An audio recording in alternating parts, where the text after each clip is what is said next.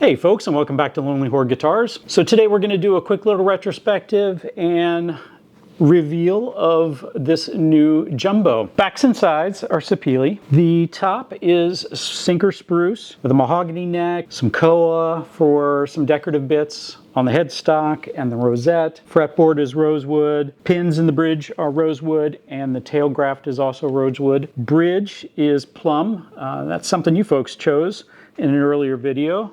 And the binding is bird's eye maple and rosewood. What went well? I've started doing split saddles, or at least I've done 2 so far, and I'm pretty happy with the way that lets me get even better with the intonation, so I can really dial it in. The other thing is I sort of revised my technique of how I'm doing these caps on the heels, and that's coming together nicely. Other than that, this guitar went together with no drama. There were some learnings. So this is the first time I used a sinker spruce top. I found that it didn't like to take finish in the same way as a regular top, which is to be expected. I mean, it did sit underwater. It took me a longer time to get to sort of an even sheen on this. The other thing I found is that I needed to move to finer grain sandpaper earlier than I would have for a normal top. So what I found is if I had a scratch that I would normally work at with 220, if I worked at it with 220, it would kind of grab that softer wood in between the grain lines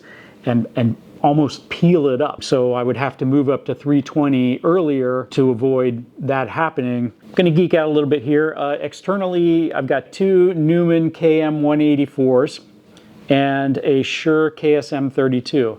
Internally, I'm using the LR Bags Hi-Fi Duet, and it's right in the middle, so it's pulling from both the piezo and the microphone, and the audio from the guitar will be a mix of all of that. So let's see how it sounds.